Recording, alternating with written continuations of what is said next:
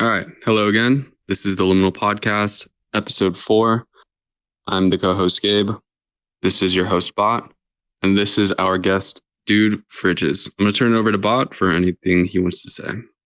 Welcome to episode number 4. We were very thankful to have Dude Fridges on the podcast. I know I told him I told him about the podcast a couple months ago, but now we're finally doing it, and really happy to have you on, man. Yeah, happy to be here, boys. Especially pumped to do. I've done a couple podcasts, but this is my first one in VR, so super excited to be here with y'all and to chop it up. How's it like having a headset on and kind of experiencing VR for the first time? I'm assuming this is your first time, right? Yeah, it's cool. It's just like it's kind of trippy at the same time, and then to even look around, and props to y'all for finding this map, because we're reporting live from an actual fridge. Yeah. So it's crazy to just look around, and like I'm still not used to being, I guess, looking around and being fully submerged in the environment. It's cool. Yeah, I love this map too, because we got the pickle jar like right behind us too. So yeah, I might have to pop in a pickle later. Anyways, you're the founder and owner of 2 accounts, Dude Fridges and Dude Rooms. How did you get started with? I'll start out with Dude Fridges. How'd you come up with that? Yeah, and then I can get into Dude Rooms later too. But it's funny with Dude Fridges. It really originates from an idea that I had back from. It was really when the COVID lockdowns were happening, and we weren't going out as much, and we were pretty much forced to just, if we wanted to be social, only go to our friends' houses, apartments, and whatnot. And so I just had noticed more so during that time period that, going in each person's fridge to either grab a beer or soda or snack or whatever, that each person's fridge really reflected who they were and just was a snapshot of their personality. And I just kind of was thinking that maybe I could make this into some type of a community and that it would be funny. So it all kind of just started from a stupid inside joke between just my close group of friends that then just turned into a full-blown community. People just caught hold of it.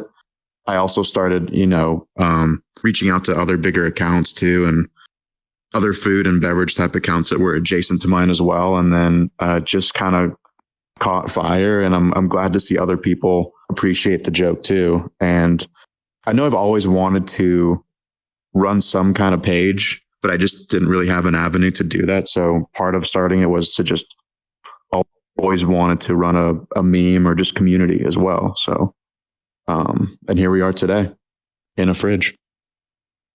Nice. And how'd you get started with Dude Rooms? Oh yeah, and so Dude Rooms really came from also just seeing that space wasn't being occupied on Instagram. I had a couple of friends also say, like, ideas were thrown out, kind of like dude bathrooms, dude showers, dude rooms, dude meals. I mean, there's a lot of ways you can go with it too. But after kind of searching on Instagram more so, I didn't see a space for kind of a minimalistic dude setup for rooms. So I figured, why not? I'll just make another account. And so I kind of just fell into like this dude branding. I have ideas for other pages that I want to do, but I definitely don't want to be stuck in this dude corner, even though I do like that part of it. So we'll see what happens as well. But I do enjoy being kind of in the dude space and posting fridges and rooms. And I think both still have a bunch of potential to be really big accounts one day. Did you ever consider doing like girl fridges, or is there some kind of distinct difference between like a dude's fridge and a chick's fridge? Yeah, I'd say the whole name dude even comes from just guys getting the stereotype with fridges, in the sense that just by nature, we're just less organized and more gross. And that's kind of where the entertainment lies. Like, girls usually just have their lives put together more so, and they actually have vegetables in their fridges. And so the joke just kind of came from, well, there's only in our fridges, there's only beer, pickles, shredded cheese, or whatnot, and just like guys just giving their reassurance. They're like, this is okay. We got just the essentials in the fridge, and we're set. So it was really just easier to dive into the comedic side by seeing what was in guys' fridges, because girls' fridges in general aren't as funny, really. But I do get a ton of girl submissions to where they'll be like, you know what, I actually have a dude fridge right now. Or they'll be like, this is my divorced dad's fridge. Check it out. It's pretty funny. Which I've gotten a bunch of those, and they're good fridges, not gonna lie. But yeah, I do think, because I really do have bigger plans with, I think, dude rooms and dude fridges, and I'm even working on building a general meme page as well. I would like this to be kind of a bigger, I don't know if it's like a media meme centric agency type of thing. I'm still in the process of figuring it out, but I would like there to be some kind of arm of whatever that umbrella agency, whatever you want to call it, is one day, be more women centric, or have more of a women audience. Because like we were talking off the podcast too, I consider, what I'm building to be kind of adjacent to what Barstool and what Friday Beers are doing as well. Nice. And before you're running these accounts, what were you doing? Yeah, so I started these accounts while I was working in real estate apartment development. Professionally, that's what I've been doing the past 6.5 years, and I was actually laid off back in November 2023, and so right now I'm literally in that process of kind of figuring out, interviewing with other media companies, what I want to do next. I'd love to be full-time entrepreneur and be running my accounts, but I don't think that's fully possible at the moment, but I'm fully able to work other jobs while building what I'm building right now. So, but that is my professional background, and I'm kind of hoping to land with a media company and just to keep gaining knowledge and hopefully be in the social media space or media space full time at some point too. Are you working any side gigs right now, along with the social media brand you got going? Right now, no. But I'm working more so to monetize what I'm doing more so with Dude Fridges, just because it's farther along with working with brands that are out there today. Like I think the most exciting one that I have going on right now is the partnership I have with Arizona Tea, to where we did a meme and giveaway for the hard tea that they launched. Yeah.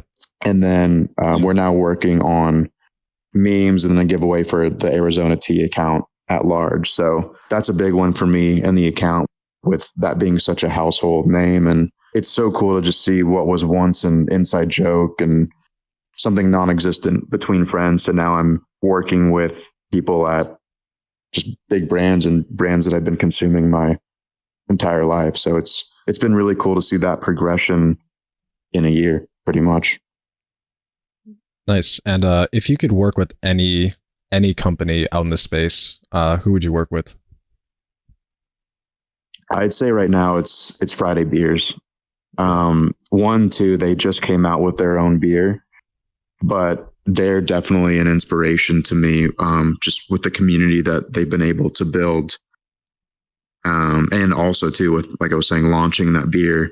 I don't know if one day I'll have my own beer or seltzer or even mini fridge, but I for sure want to keep building up this community and then come out with my own product at some point. I think there's a lot of different ways I could go about that and to work as well. Outside of I think a mini fridge would be sorry, go ahead. I was gonna say a mini fridge would be pretty dope. I'm actually in the market for one right now, and just from You the see? research I've done, they all look pretty basic. So something there I think would be pretty sick, man.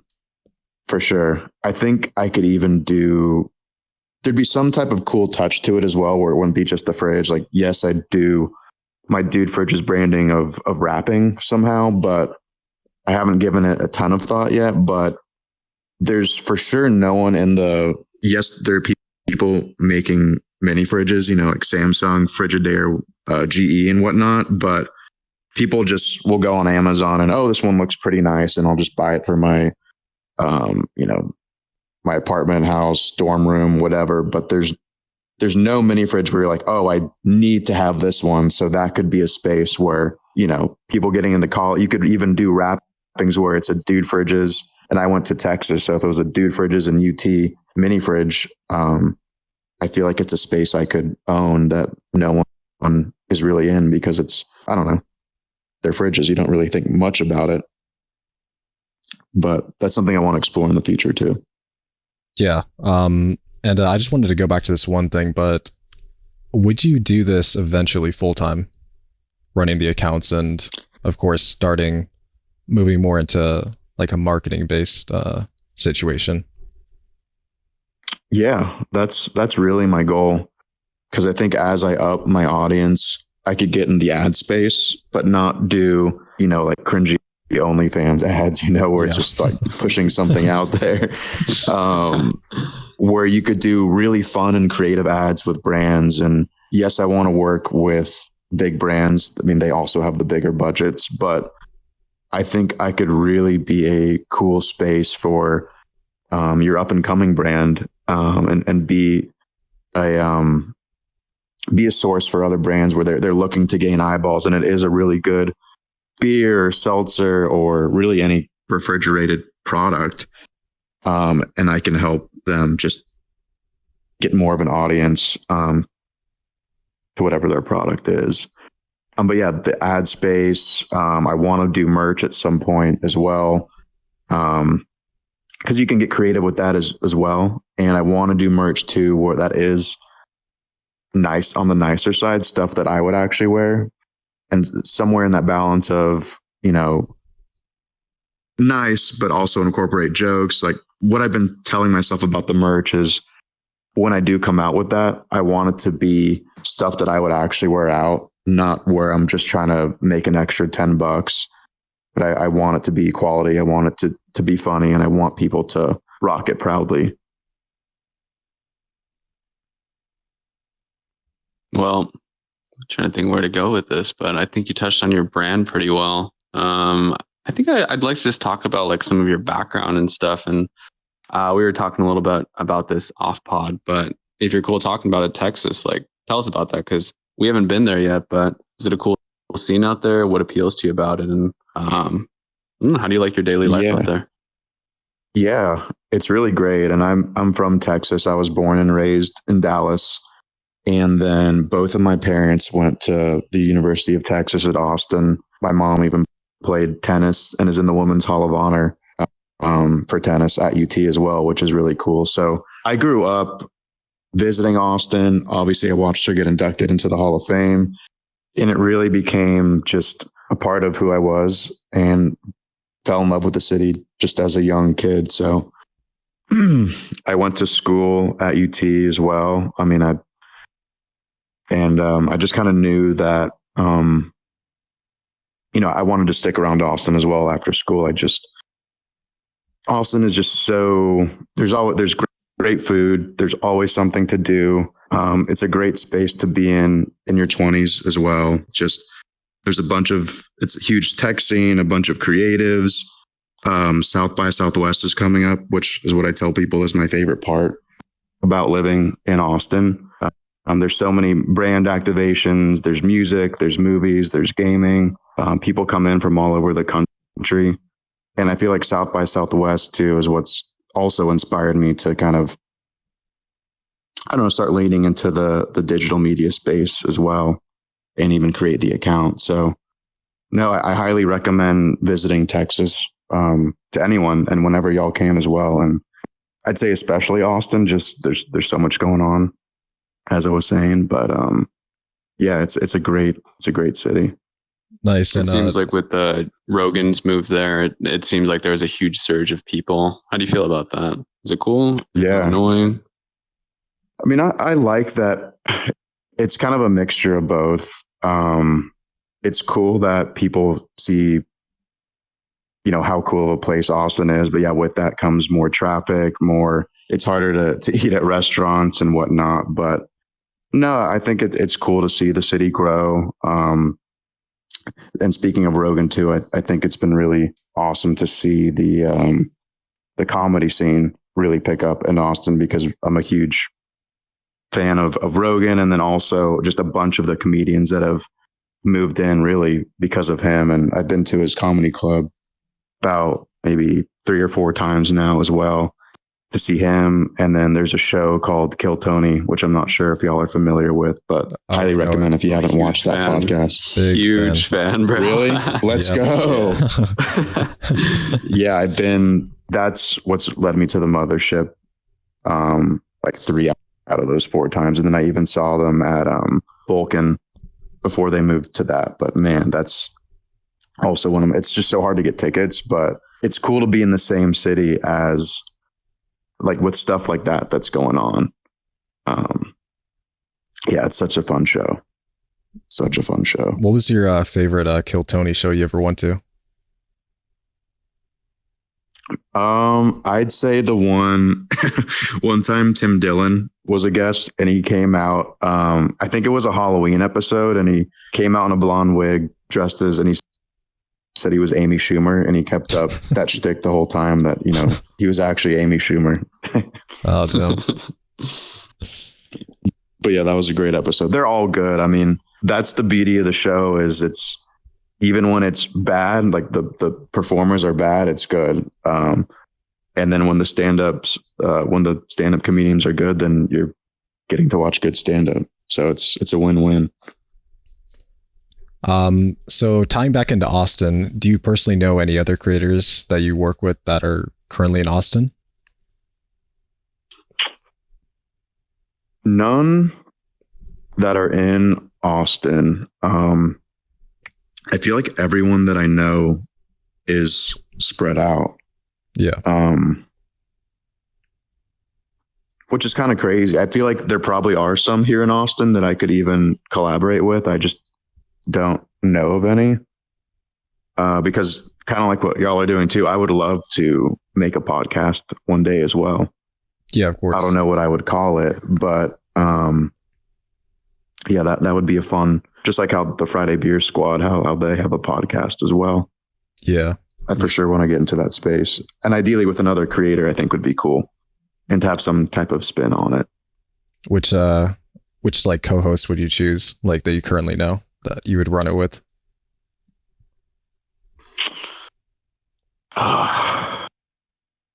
Dude, I don't even know if I know. Part of me is like, maybe it'd be cool to have a woman co-host to get in just an entirely new audience as well. Yeah, I really haven't given it much thought. Sorry about that. No worries. It's all good, man. As I was saying, newer to the VR space too. Yeah, VR is a really funny one once you really start to mess around with it. Yeah, I'm excited to play around with it more. Yeah.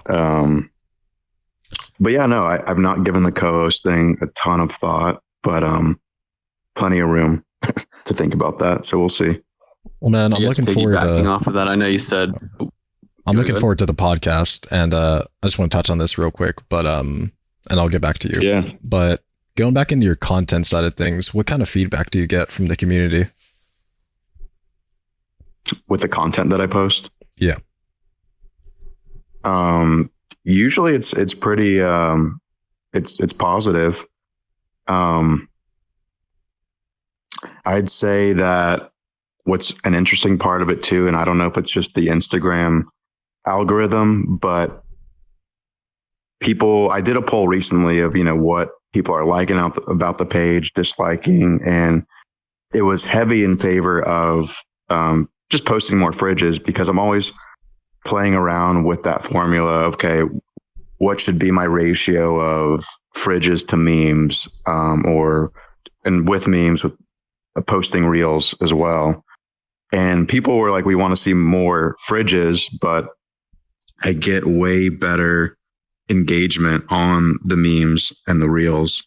Yep. So, and I don't know if it's with those just reaching more of an audience because Instagram's just pushing that, or I'm not sure what, but it's usually my fridges that don't do as well numbers wise. So it's interesting that the fridges don't get the best engagement when I do post them. So I'm working on navigating that, but I know people have been really enjoying the content. And I'll tell you too, some of just the highlights of my day are when people randomly reach out and they're like, you're my favorite meme account, you're my favorite fridge account, or whatever, just something to the tune of them loving the page. It's cool to create something and then have people just acknowledge what you've done. I don't think I'll ever get tired of messages like that. And I really do try to message back, excuse me, anyone that does reach out to me or the page in any type of way. So I like to stay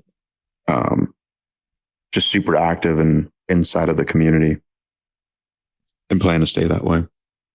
I think that's one thing I've really grown to appreciate about Bot, because I'm not a creator myself, but I follow a lot of pages that have, let's say like 10K plus. And sometimes I'll just try to reach out to, like, I don't know, support them or just shoot the shit. But it's like most of the time I'll never get anything back. So as a fan, I always like to see, like, when bigger pages, take the time to, like, appreciate their fans or do little replies here and there. I think it makes a world of difference. Right. I mean, that's how we're able to grow, is through followers. And so I even know from experience of, just like you're saying, trying to reach out to other creators and to have them actually acknowledge it. It makes you want to support and turn on, like, just want to engage even more so than you're already doing. So just from knowing that's just how I try and be with people that are fans of the page. And to me, it's still even crazy to even say that word or just acknowledge that I do have fans. It's all still kind of new to me, Yeah, and it's interesting that you mentioned that, because I think something that Gabe said was that a lot of, like, bigger level of content creators, they don't really, at least when I was outside of Liminal Bot, I tried reaching out to some of the bigger, like, meme pages, but it just gets like swept underneath the rug. So it's pretty nice when a little like lower tier, like any kind of, like, Instagram account, they take the time to actually reach out to and reply to those messages. Yeah, it even makes my day too when I get, like, really, really cool messages like that. Yeah, no, for sure. Yeah. Anything? I guess taking the conversation a little bit of a different route, but outside of social media, like, what do you like to do, bro? Are you big into sports? Do you like to work out? Like, how do you keep your shit in check, I guess? Yeah. I also grew up playing basketball. I played in high school. I'd say that's my number one passion sports wise. But I also play a bunch of golf, play pickleball.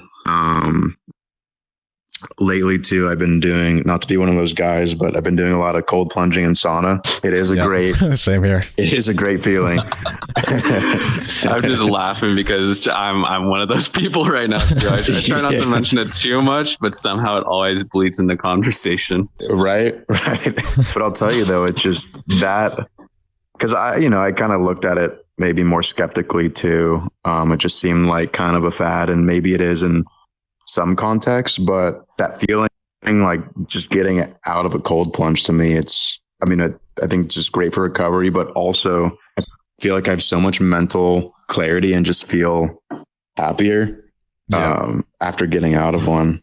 So just, I think it's good mentally for me as well. Yeah, before, like, but I joined a place here in Austin where I do that. sorry.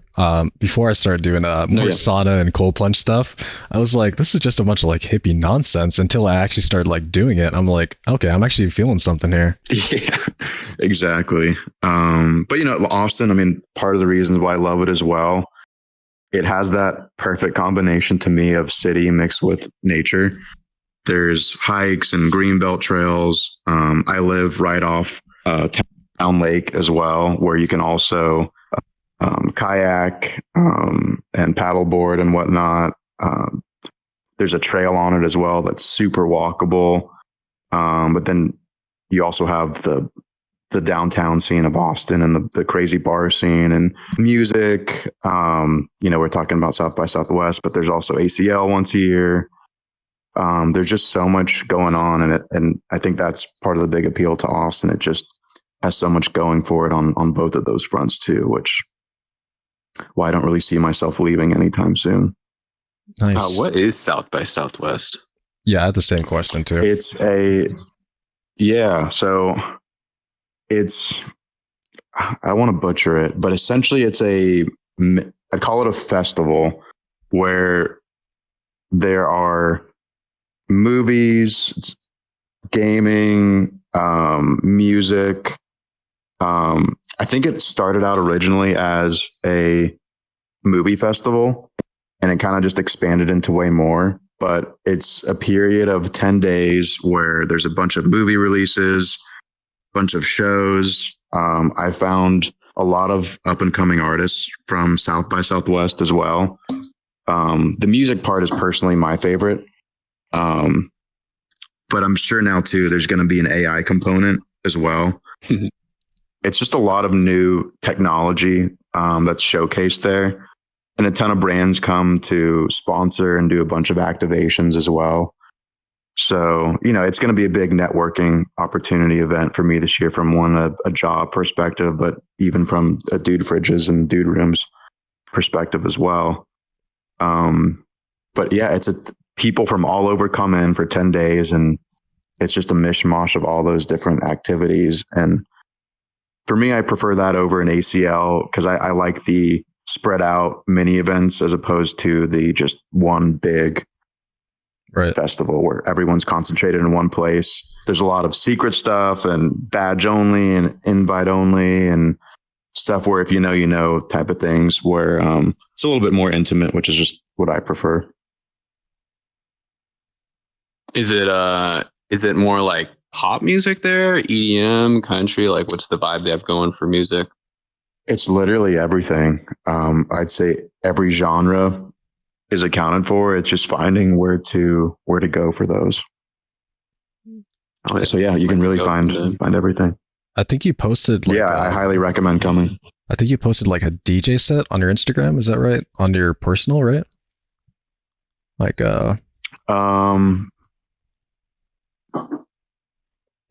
like for me doing a party? No, on your talking about that or personal stuff. I think I don't know if I'm wrong on this, but do you like more like the EDM scene and kind of like DJ kind of music? Oh, probably. Yeah, I'd say I'm more like my taste on that side's more of the like John Summit. Who else? Dom Dalla. Yeah, I somewhat of that scene. He actually saw Dom Dalla. Oh, nice. Where'd you see him at? EDC, Las Vegas. Oh, nice. Yeah, I wouldn't say like I would travel for. I like a lot of those guys, but I probably wouldn't do those types of festivals. But I've seen them. Like it is cool. But yeah, I'd say mostly like I grew up really liking hip hop and rap music. Like I'm trying to think. Like really, I feel like Lil Wayne and Kanye West got me into rap back in the day with like Graduation and the Carter series. And that's what kind of founded my love for music. And that's really expanded into, I feel like nowadays I'm listening to a lot more R&B. Yeah. And where I used to kind of have my ear out for hip hop, I'm now more in tune with the R&B community for some reason. But yeah, I just love music overall. I feel like I have a pretty good ear for it. And my cool music South by Southwest story that I like to tell everyone too is this was maybe back in 2018 to where Young Gravy was actually headlining a show. And we all went. It was at a place called Scuda in a really cool venue here in Austin, Texas. And he finished performing. He was funny. Like, he was great. And then everyone was clearing out. And this other white rapper came on, started rapping, and sounded pretty good. And was trying to get all my friends to stay. Like, hey, like, let's just stay for this one last set. This guy is sounding pretty good. And I was able to convince one friend, and probably the crowd was maybe 40 or 50 people. And that guy performing was Jack Harlow, who's now, superstar. Wow. So you just really never know who you're going to see perform at South by, which is just the really cool part to me. Like, I had to literally beg people to wait for, to watch Jack Harlow. Is that before and he became? Saw him then a couple of years ago. Yeah. And I'd say it was because he had a shot or a spot at ACL maybe a year or two ago, to where he was then performing in front of 100,000 people in the same city. So it's just crazy to see that growth. I mean, from like 50, 60 people to 100,000 at ACL is pretty nuts. You just never know who you're going to see, really, like in any venue in Austin. It's such a music heavy city. You never really know what you're going to get. Nice. Anything from you? You're going to come across. Yeah, hearing that you're a Kanye fan, what do you think about the antics that he's been associated with lately? Man, he's really all over the place. So it's a lot of it's been hard to hear, for sure. I'm also Jewish, so that's another component to it as well. Yeah, so it's for sure hard to hear. Like I was saying, he's one of the reasons why I got into music and love music. So it's tough to hear him spew a bunch of anti-Semitic tropes that, is an attack on my religion. So it's tough. But yeah, it's tough. I'll say that for sure.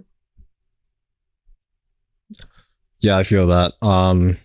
I feel like a lot of that comes from his like bipolar, and like I guess he kind of goes back on things sometimes. So it's really weird when he like says this and then he apologizes for it and then he goes back on the same thing. So it's like you never know what you're gonna get. It's like you're rolling a dice when you're dealing with Kanye. Right. And it sucks too, because he has such a powerful voice. And even if you look at his follower count, like the amount of people that follow him outnumber the total amount of Jewish people in the world. So no, I don't think he's like to fully blame for, I guess everything that's going on in terms of Jewish hate. But you look online, I think you see a lot more people that are comfortable just spewing hate about the Jewish people online. So it's tough to see, but as a Jewish person, trying to educate people where I can, because that does, I am proud to be Jewish, and that is a big part of who I am. And but yeah. Right. And it's like so easy nowadays because you could just hide behind a screen and then you could just say pretty much whatever. Right. Yeah. Right. Exactly. I don't know if it was Kanye that started it, but that's something I've noticed in like the last 2 years is just like the amount of Jewish hate has like damn near like tripled or something. It's kind of, I don't know. Oh, it just came out of left field, it seems. And I don't know if it was a Kanye related thing or what, but I'm sure, Yeah, no. And I don't know if it was specifically him, but just to where he for sure has played a part in that. But yeah, I don't know. Jews have been scapegoats all throughout history. So nothing new to us, I guess. But yeah. Yeah, I feel that. I have like a random. Sorry, go for it. Go for it. No, this is totally off topic, but I get the sense that you're like pretty comfortable on the mic. Have you ever considered doing any like voice acting or just more like voice type roles or anything like that? No, I would love to. I feel like I'm still getting used to this space a lot. I would like to, for sure.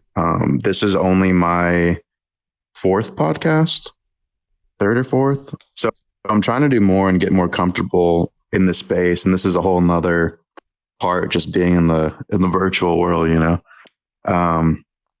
but I really enjoy it. I really am just passionate about Dude Fridges and what I am creating. And I love just spreading that word. And, I think such a hard part for me was actually just hitting the go button on all this, because, like I was saying, I had this idea for years, but just was polling friends and family like, oh, like, should I create this account? Like, what do y'all think? Like, is this actually funny? Is this something I should actually pursue? And it took so long. And then I just woke up one morning and just said, screw it. I know if I don't start it or just hit the go button, I'll regret it. So I tell people all the time too. And I feel like you hear other creators or motivational speakers or whatnot say, like, something, it's never going to be perfect, and just start something and just learn. And that is just so true, because I feel like I've learned so much as I've gone, and wish I started earlier, but maybe it wouldn't have been what it is today if I did start back then. So try not to get negative about it, but you just definitely encourage people to go out there and create and hit launch on stuff, even if it's not, if you don't think it's 100% there, because you can always learn and adapt and grow.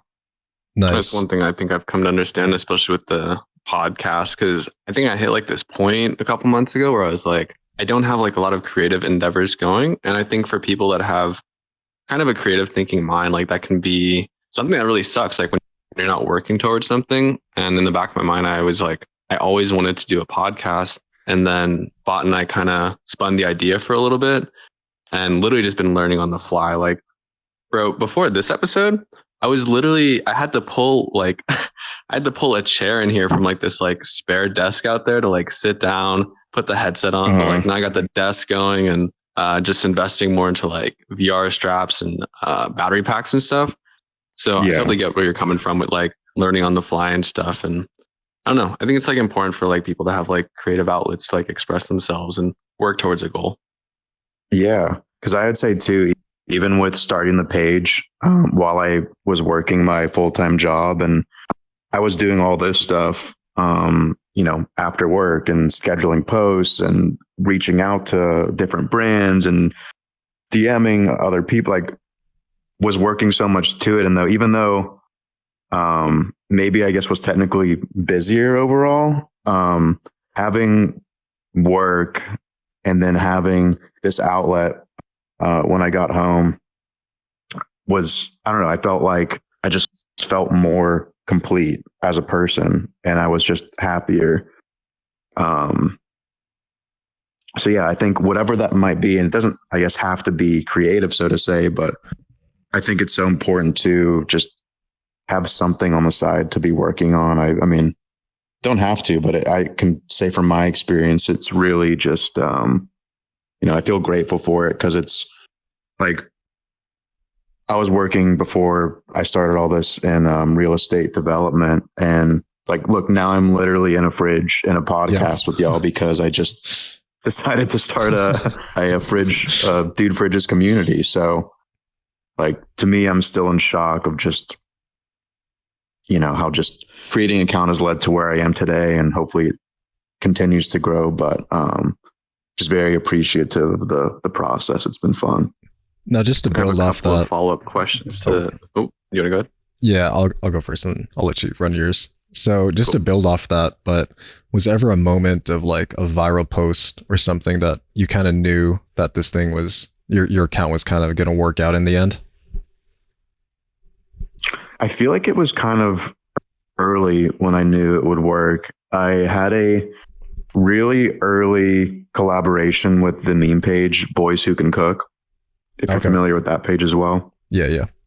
But it's just another, it's another food-centric meme page. And we collaborated on 2 posts towards the beginning, and I don't remember the exact details, but it brought my follower count from like the high hundreds to maybe in that 3 to 5K range.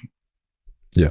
And I was like, okay, I think my main problem at the time was just getting, like, I just need to get eyeballs on the page, because once people see what the community is, they'll hit that follow button. So that's why I just keep stressing to work with a bunch of brands and other creators, because people, once they do see the page, tend to follow.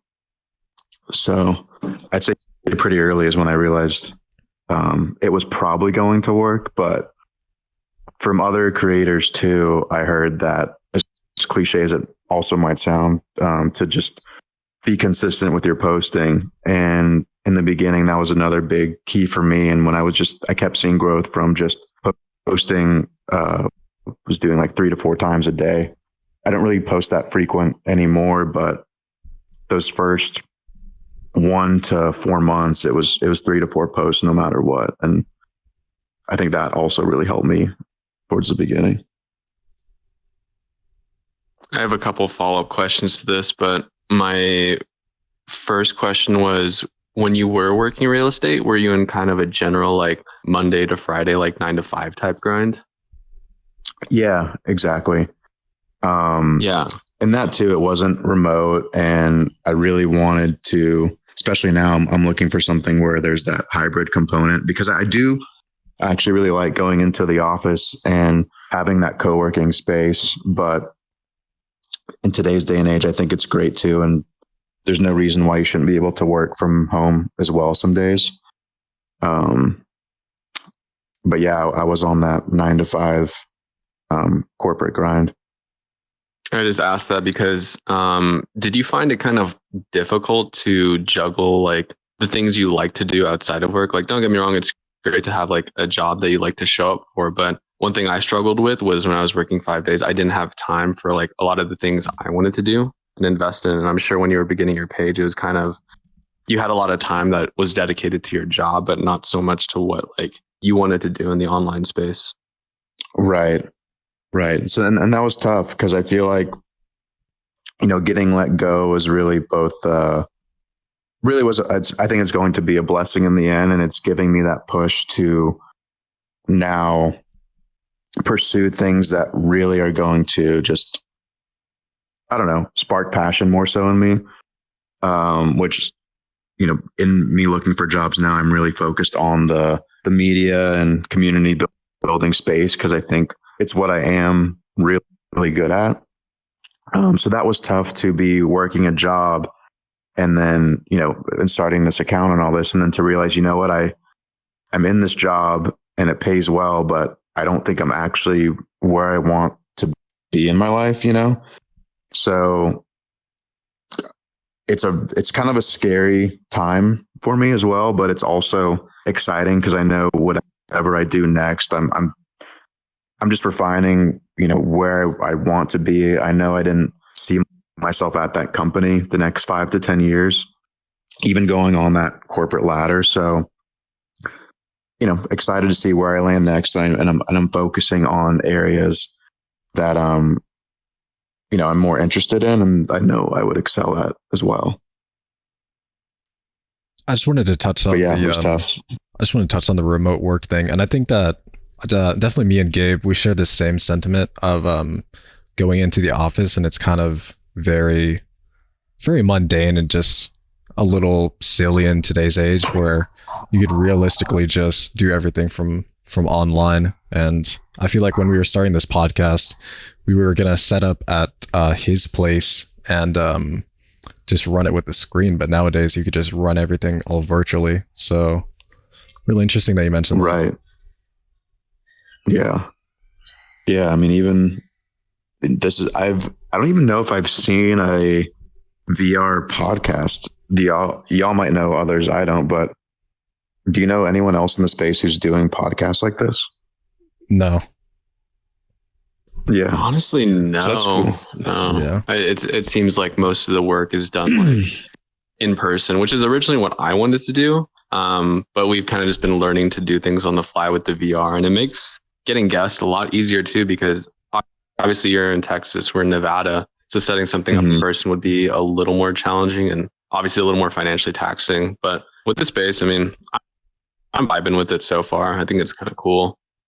Yeah, I mean, it's super unique and something I think just as y'all keep doing this and grow, I mean, it's, I don't know. I think this is something I for sure would want to watch on YouTube and clips. Like, I feel like even clips of just your different spaces in this, in the VR world could go viral too. I mean, like I was saying, I'm totally new to this and I think people are really going to enjoy this concept. It's super cool.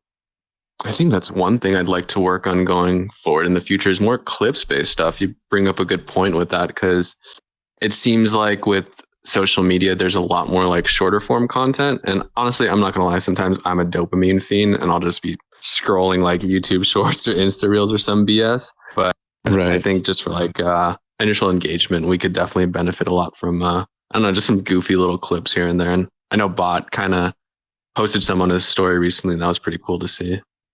Yeah. Yeah. I mean, no, I was just saying that I'm kind of the same way. It's really hard for me to listen to a 3-hour podcast, anywhere from even an hour to 3 hours. I say 3 because I feel like Rogan does a bunch of those super long ones. So I think it's optimal to have obviously the long form content, but to have those podcast clips too, because I watch a bunch of those 1 minute to 5 minute clips because sometimes I don't have the time and there's only a couple things I do want to watch.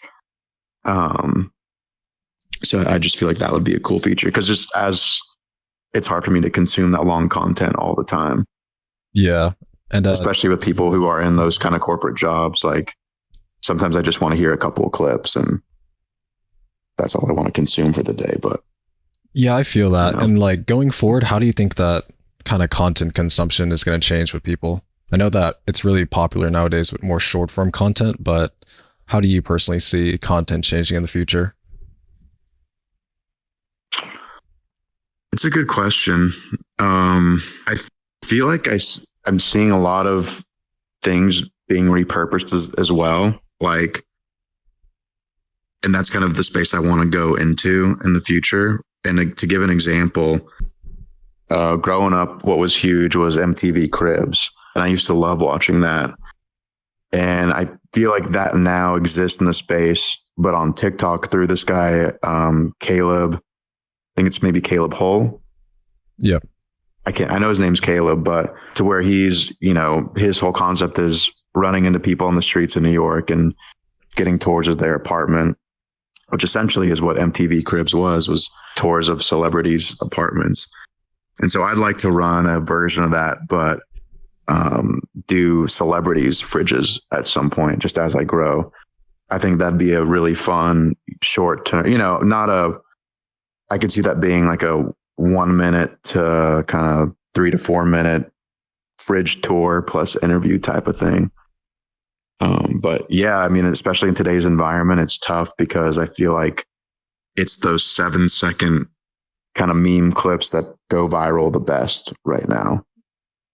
And, but I would like to see long form content come back too, or that minute to 4 minute space. Yeah, I feel that. And I feel like everything is just all like funneling down into this short form content where people's like attention spans are just going down slower and slower. So it's like you kind of need that hook at the start of it to even get anyone's like reaction or any type of engagement with your audience. Right.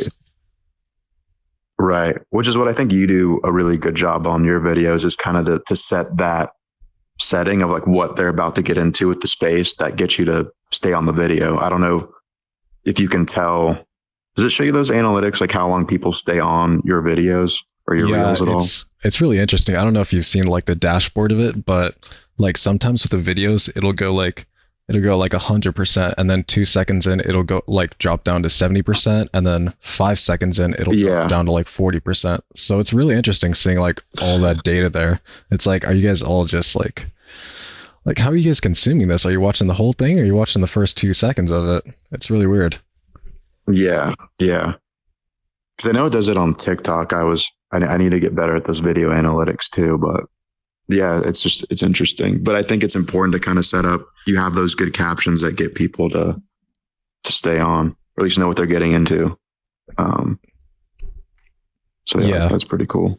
Have you had any, do you usually do like submission based posts? I know that for your fridges, they're pretty out there, but do you usually do like submission based, or do you just find them all online? Or do you make them? Yeah, it's a mix, I'd say, of submissions with, there are occasional fridges that I'll find online and post, but I'd say majority now is submission based, which is really cool to see. And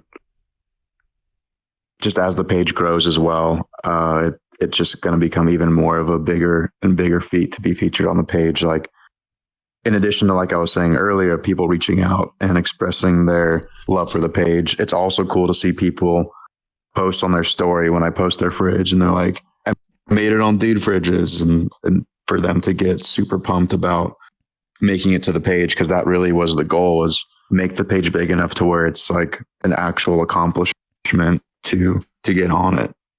No, I don't know if you've done this before, but something that I feel like would be really cool for your page would be like a Fridge Friday, where you just have like a carousel of like 10 like photos of just user submitted stuff. Yeah, I do need to get more into the carousel game for sure. I even really want to do maybe even, I mean, I could use the Friday with the fridge. Like, I was been wanting to do some kind of concept of a fridge off where 2 submitted fridges kind of go back to back of like who has the better dude fridge. And that could be a funny and fun way to get some more engagement as well, and to get people to vote on submitted fridges, and maybe have some type of reward for that competition as well. And with March Madness coming up, maybe I do like a fridge madness or something of that nature. It could be fun to do. Yeah, of course. And I kind of wanted to touch on something else, but how did the idea for Fridge Fest start? And if you can kind of give more idea, or more how am I phrasing this? More information of just like more color. Yeah, more color to it. Yeah, just how that came about. Which it's funny. I know we've talked about South by Southwest a little bit, but really that festival is such an inspiration to me. It's, like I was saying, one of my favorite parts, if not the favorite, of living in Austin. And the event, I'd always wanted to do my own event, just from going to my own personal experiences with South by. And I just kind of figured, with all these brands that I've done either memes or giveaways with, that, you know, maybe I could start reaching out and get some sponsorships to help finance it, because really wasn't in a place to do that all on my own. Nor did I really want to. The main goal of that was to have a proof of concept that I can throw an event and that I can do something fun. So really my goal was, I just wanted to throw a kick-ass event and just like not lose money. Yeah. And so, and I always, because with South by, there's a lot of these events have that combination of sponsorship activations mixed with musical guests and free drinks. So I was like, okay, I've been to a bunch of these. I kind of know how it works visually. And just kind of took it from there. And so with Fridge Fest, I thought that name just was catchy and sounded fun. And so from there, I worked on just reaching out to a bunch of downtown venues, found a great one to host it at. One of my good friends is a rapper here in Austin. He headlined it, and I also hit up other local DJs. And so I was able to get a music lineup pretty fast.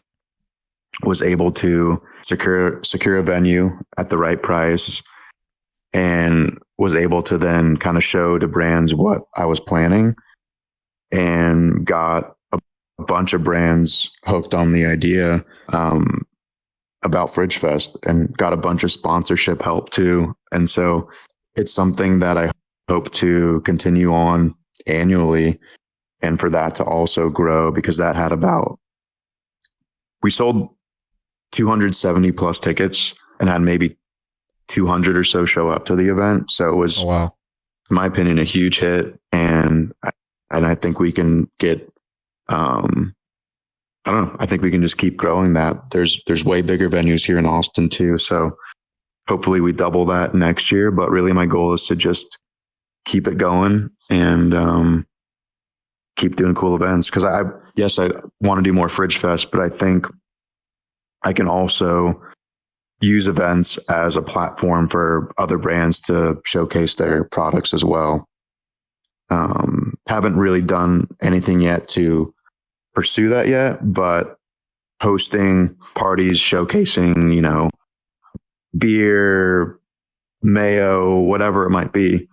Austin's such a good city to promote products and to throw those kind of parties that I think it could be a really cool part of the whole Dude Fridges. I don't know the right word, but just part of my arsenal, just like to have that service to brands if they want to do that. Are you a big partier / drinker, or do you just like to chill at the functions? You know, I'd say I'm just a social person overall. I feel like I did the heavy lifting of my drinking back in college and still drink, but Yeah. I more so just love the Austin social scene. I think there's so many bars here where it's just that it's a great combination of music and socializing and just community as well that I don't know, it's just infectious, and there's so many great places here that I just kind of like being close to the action as well. Fuck, I know we were talking about it pre-pod, but I know I said I wasn't trying to travel to Austin, but you're really selling me on the idea, and like just with the huge like comedy scene going on over there and art. I don't know. It seems like a cool vibe down there. Like I'd definitely love to come like watch like a Kill Tony or something down there. Yeah, I was gonna say maybe you should plan the trip around like trying to secure Kill Tony tickets and planning it around that, or I don't know. There's so many events in Austin too. I mean, like there's a food and wine festival. There's ACL.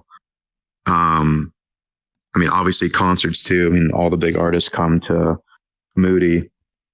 So I don't know. I think it'd be fun to plan it around something like that for sure. You ever live anywhere else in the U.S. or have you been in Texas most of your time?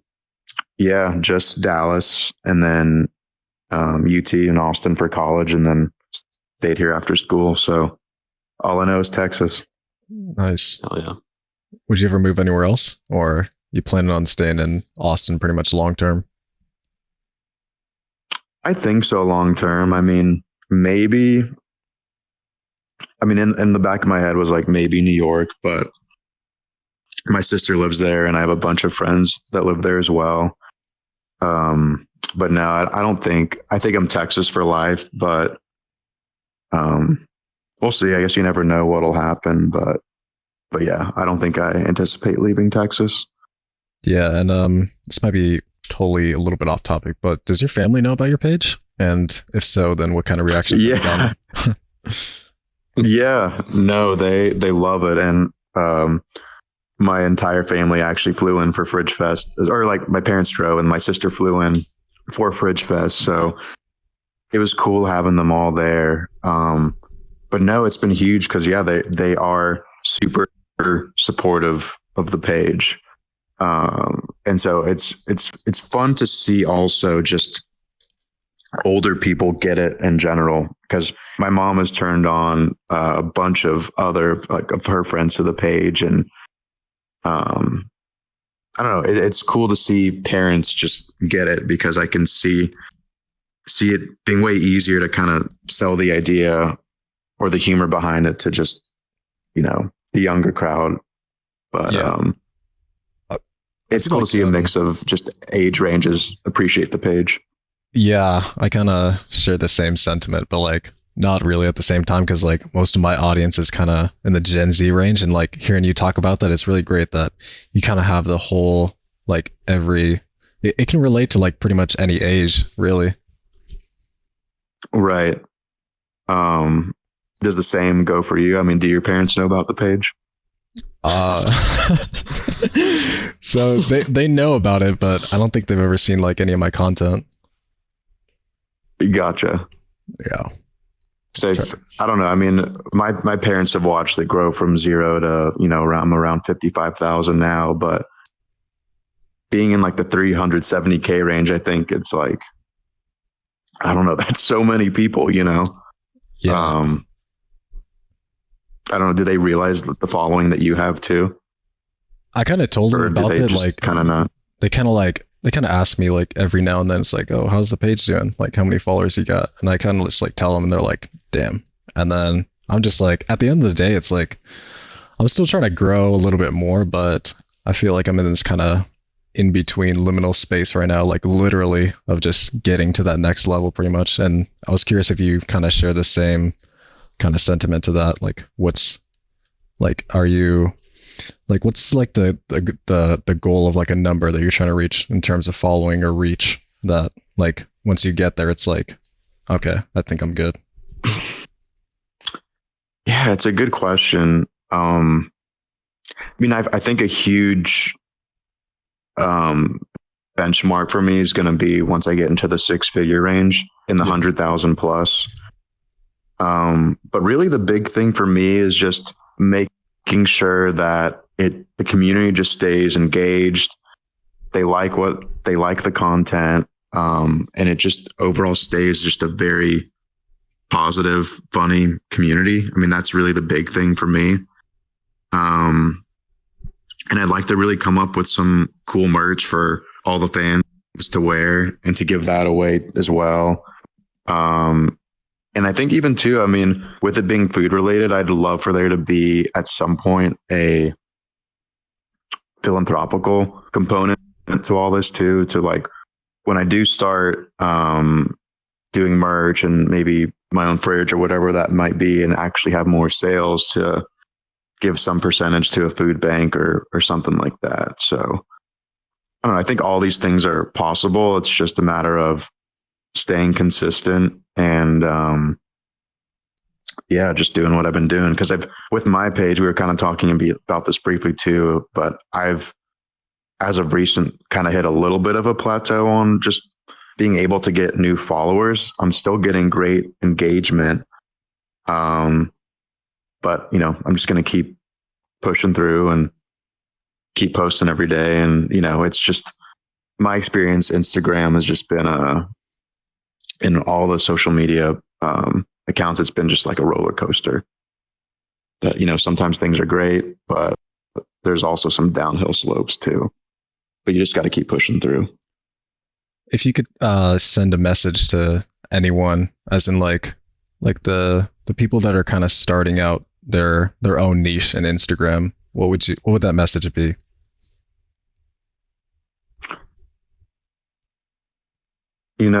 I would say that if you have to really believe in it as well.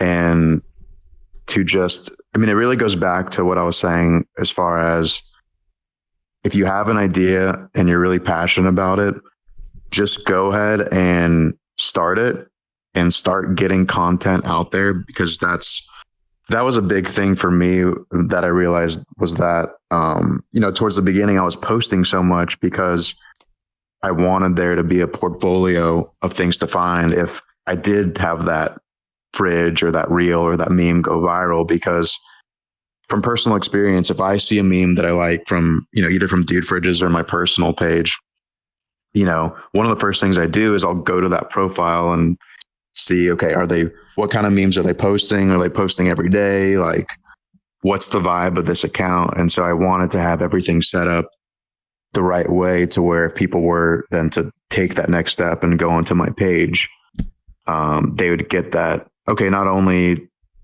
did I post this funny post, but there's a whole community behind this, and this guy is posting people's fridges, and this is kind of unique. So,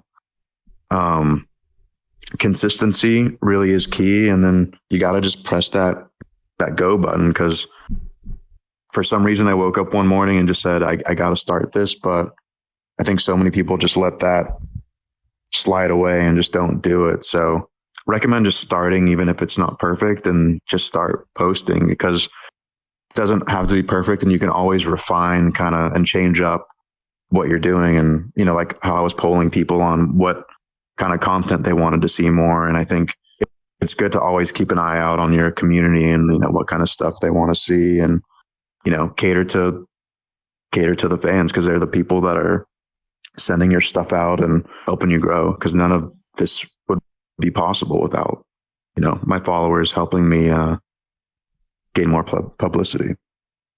So Yeah, I think I share that same sentiment. Like, I know a lot of people reach out to me in the liminal space page, and they're like, how do I grow? And I'm like, usually like, do you post often? How often are you posting? Are you reaching out to people? And like, that's kind of like the message that, like you were saying too, kind of, you got to stay consistent with it, and you gotta kind of interact with your fans, because that's kind of like your building blocks at the end of the day. If you don't have your fans or an audience or following, then their whole like empire is just going to come crumbling down on you. So yeah, it's a really good point you made there.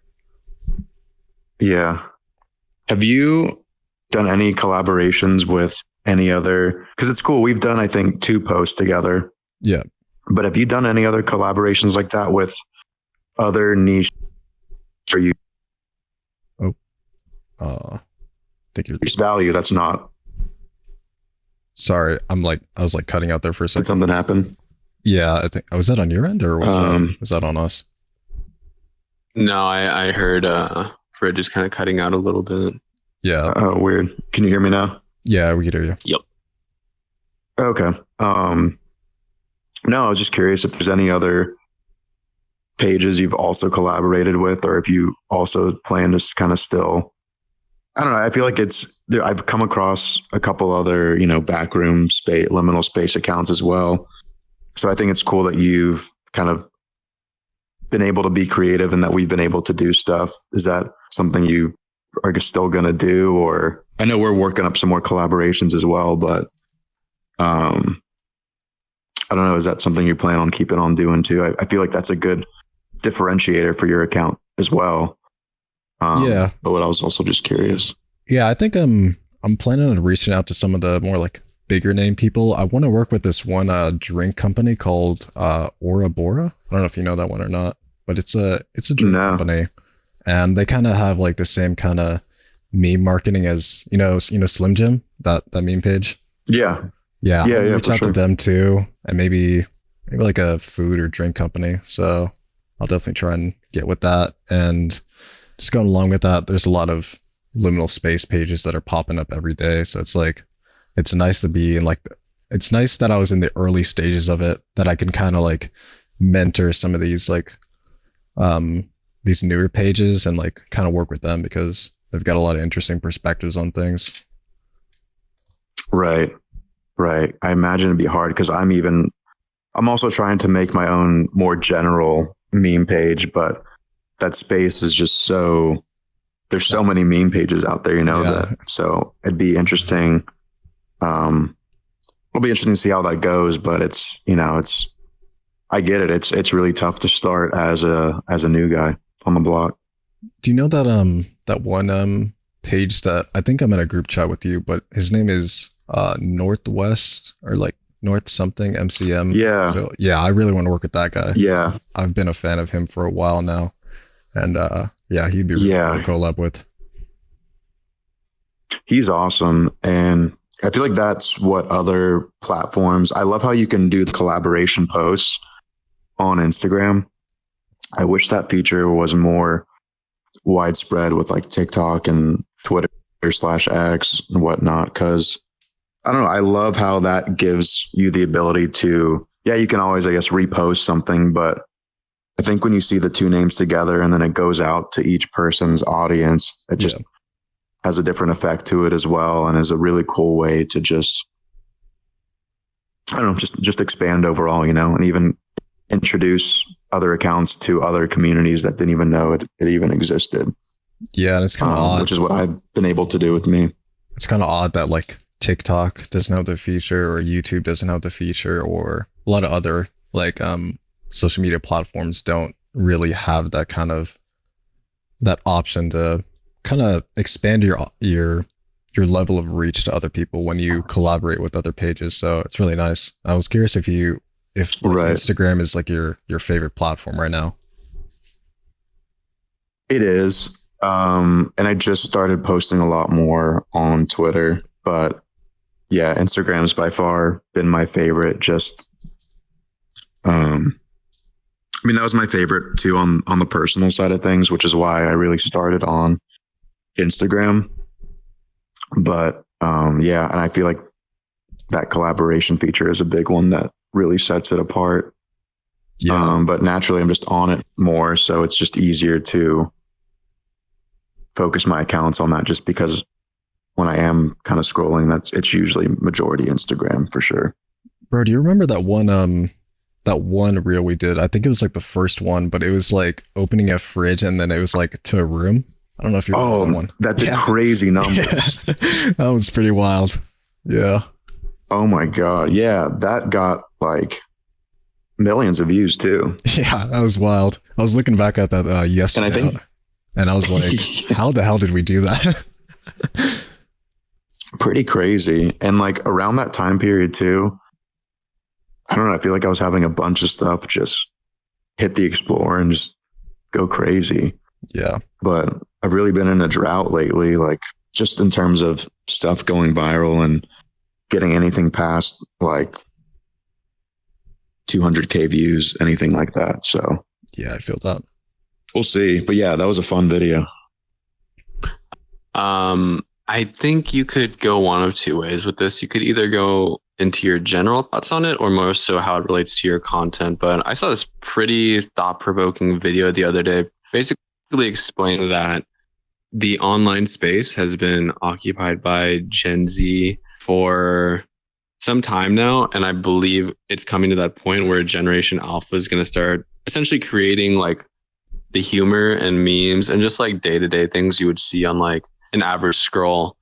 I'm kind of curious, like, how do you kind of see yourself making content that's still like relevant to what's trending in the online space, and just how you feel about that overall? Yeah. I mean, times change, humor changes. There's always new trends. But I think that's kind of the beauty of like actual trends happening is even though like we're saying I'm 29, even though I really don't feel 29, I feel like I'm still able to have a really good touch on what's hitting, what's trending, what's happening, even on Twitter, which I think is a big strength of mine, to where I know it's popping on Twitter that I think could also work on Instagram, and bringing that over, because some people are pretty, I guess, loyal to like one platform and don't even get exposed to some of what's going on the other.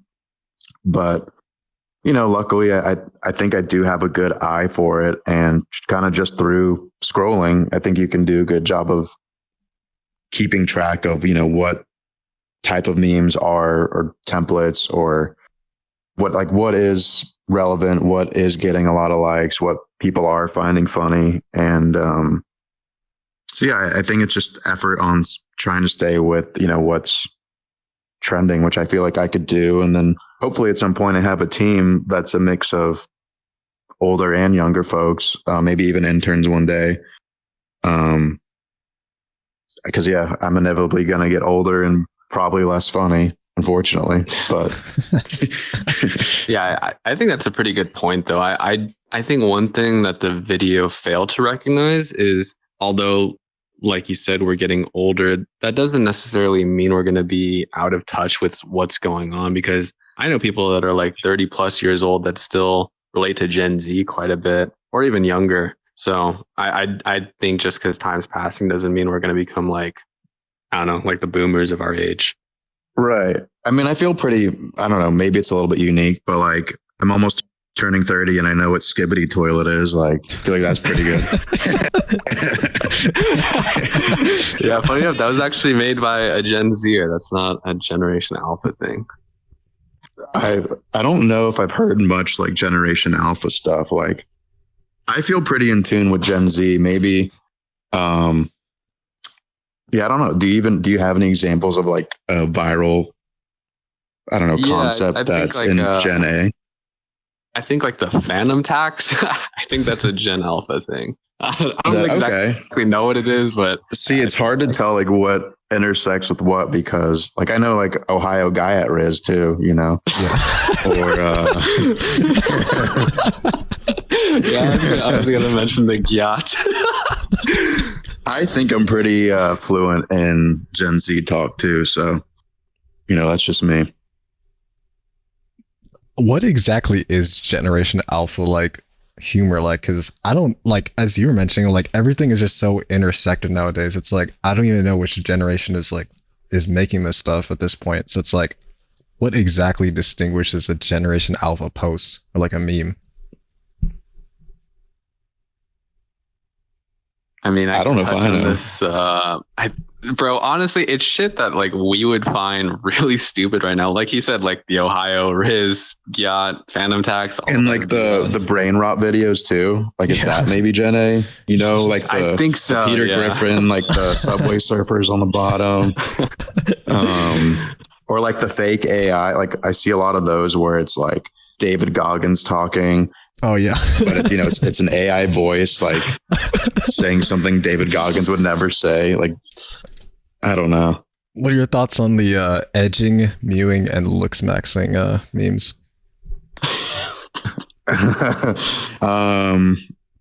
Pro. I think it's also funny. I don't think I know what mew. I know, like, do you know exactly what mewing is? I don't think I know the term, but I don't think I actually know what it means. It's he knows. it's like it's this thing that you do with your tongue where you put it to the roof of your mouth, and I guess theoretically, and like I don't think this is even medically backed, but it's supposed to change the shape of your jaw, if I'm not mistaken.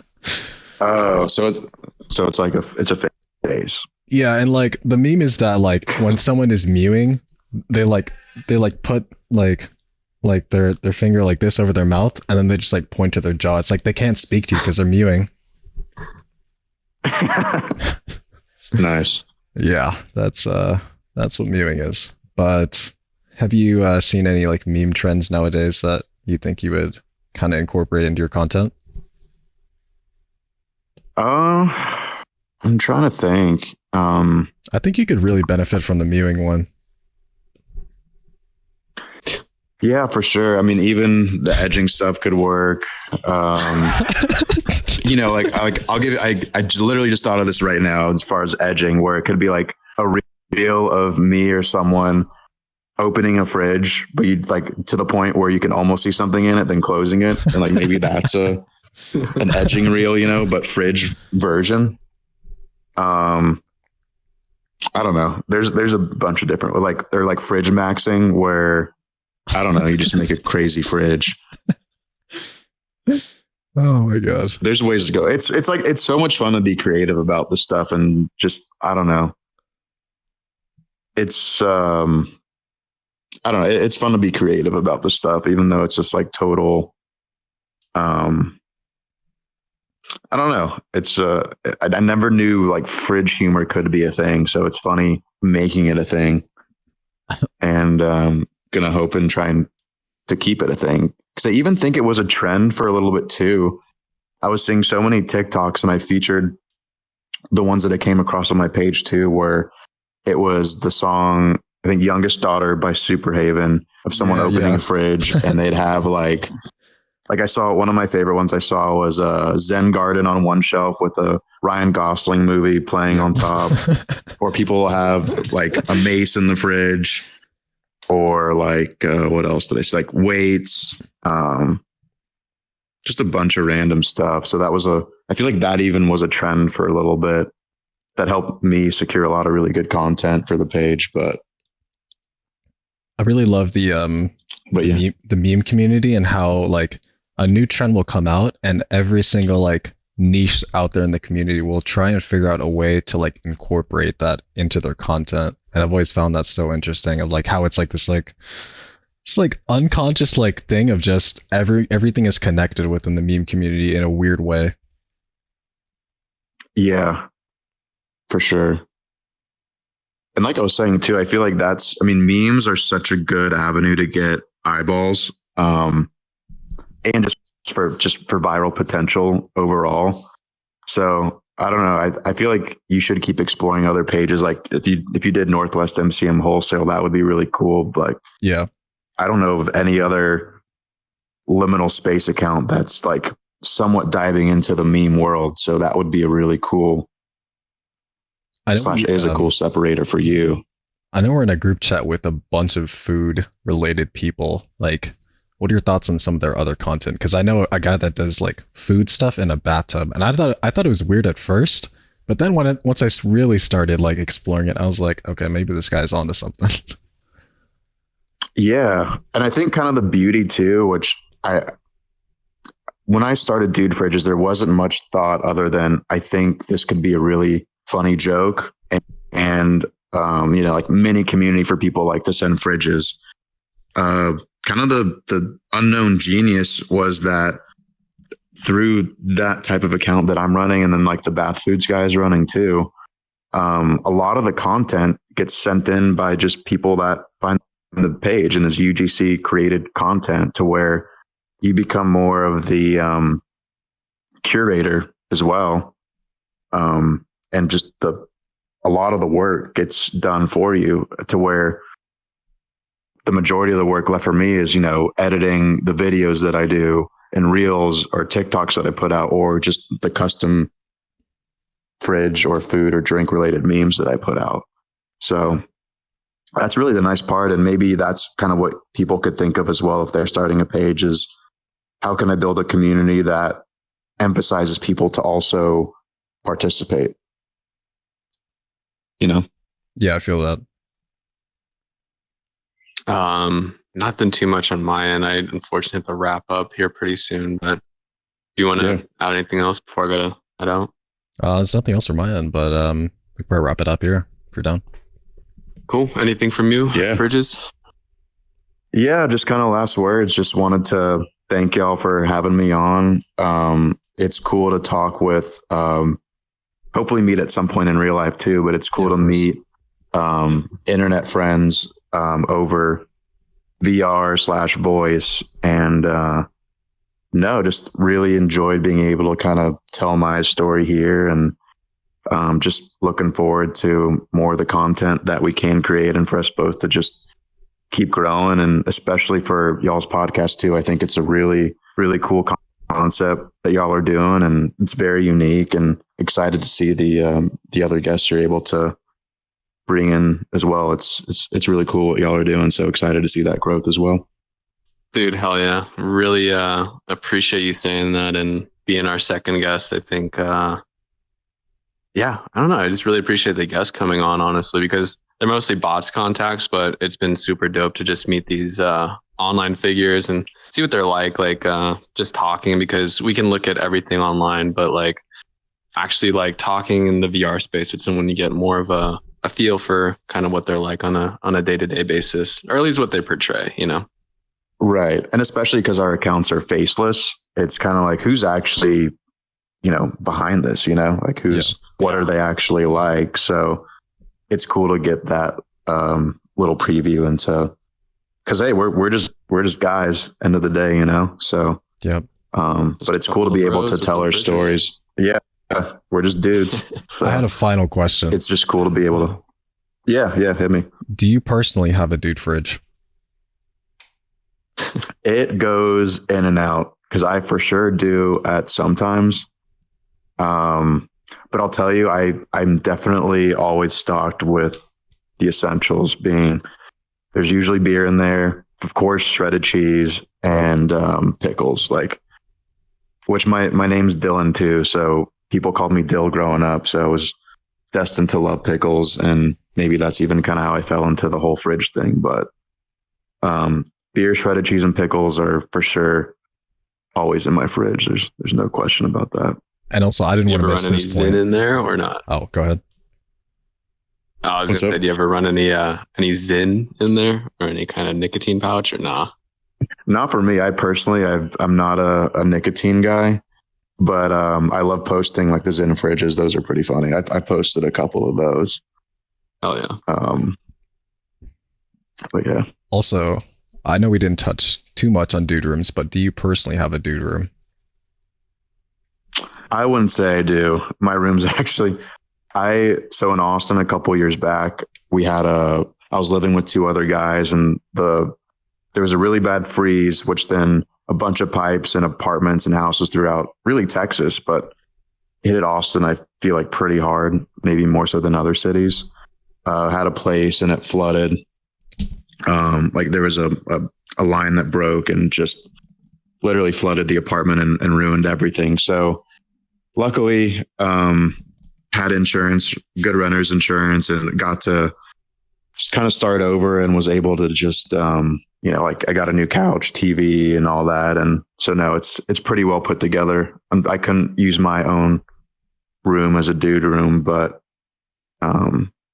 there are a lot of those out there. So no, I don't have a dude room, but sometimes I do have a dude fridge. So there is that.